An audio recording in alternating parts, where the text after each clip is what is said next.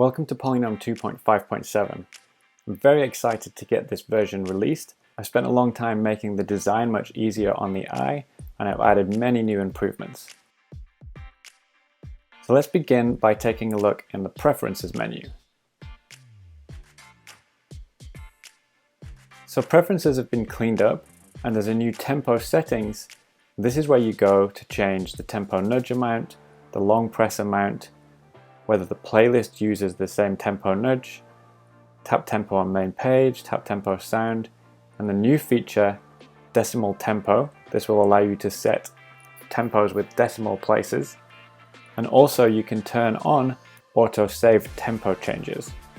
This means that when you make a tempo change, you won't have to resave the preset in order for that tempo change to persist. So let's go back and just see what happens when I change the tempo. You'll notice that it doesn't ask me to save the changes. And when we go into the tempo control, long press because tap tempo is on the main page, and I can set tempo with up to 2 decimal places. When PolyNome updates, the default presets and playlists are also updated. If you wish to turn off this behavior, you can go into Preferences, go to Demo Presets and Playlist Settings.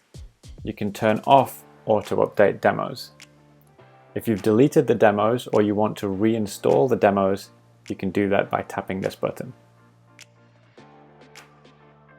The other new feature in Preferences is the ability to set the colors of big numbers display. Tap on this, tap on the background and choose a color for the background, and then save. Tap on the number, set a color for the number and save, and the same with the details.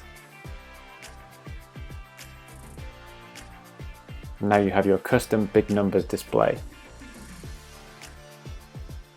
Let's take a look at the edit pattern page. There's a new option at the top of the picker on the left, which is a bar line, and this will give you buttons to fill the bar with quarter notes or eighth notes or triplets or 16th notes. So I can clear the contents of this sequencer and very quickly enter a bar or a bar of rest. And this works in any time signature. So let's say your time signature is 7/8. The buttons change to give you a bar of 7/8 notes, or a bar of rest, or a bar of 14/16 notes. So this is very useful for creating gap clicks in different time signatures. Another new feature is that when you split notes, for example, let's split a quintuplet. To do this, you go to the Edit menu, and in Options, Split Notes. And now you can add in some of the 30 seconds, and this continues to display as a quintuplet until you fill in all the notes. There's a brand new sound picker. You can find out details about that in another video.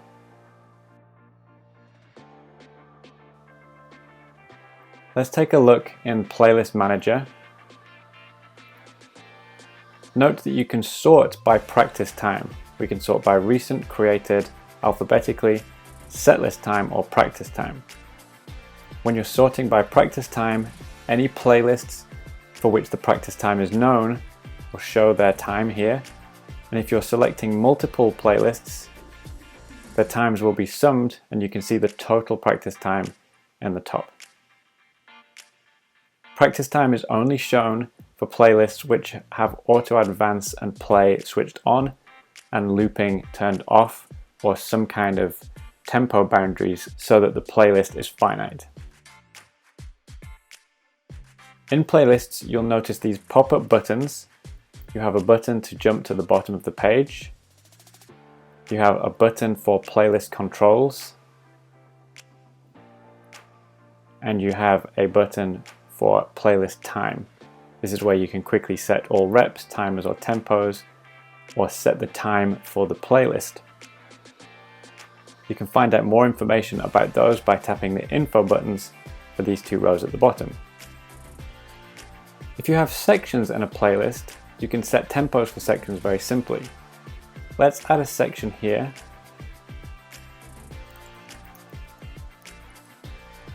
And let me duplicate this with a new name.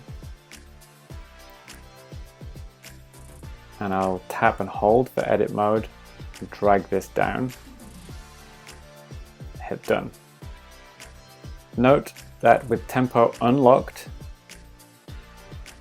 I can select section 1 and set a tempo, and this will be applied to the entire section, but it doesn't affect section 2. If you want to loop items, tap and hold, select the items you want to loop, and then tap the loop button. And when looping is on, you will get a disable loop button in the quick pop-up control panel. If we go into playlist settings, if you have turned on jump to top when stop, there's a new option for jump to top section. This means when you stop playback, instead of jumping all the way to the top of the playlist, PolyNome will jump to the section above the item that is currently selected. For example, it jumps to the top of section 2. When setting reps for individual items, the rep is now a picker. This is much quicker for setting reps.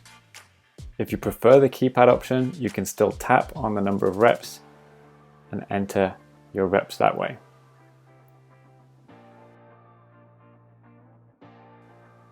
I've also added a practice log button to the playlist header.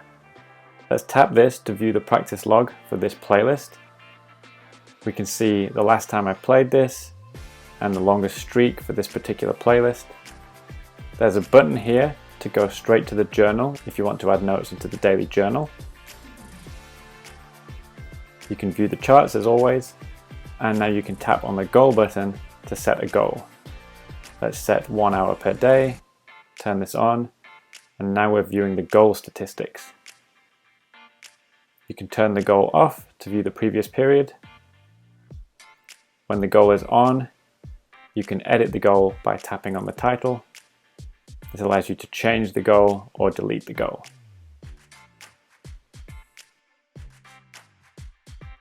Finally, there are a couple of efficiency improvements.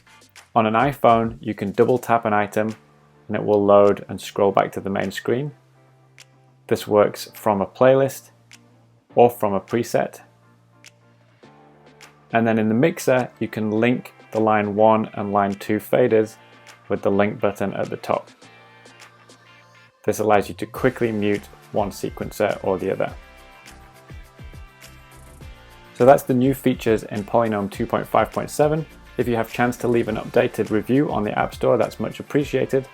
And if you'd like to take part in the upcoming PolyNome live Q&As, you can find out more at polynome.net/events. Thanks for using PolyNome. I'll see you in the next update.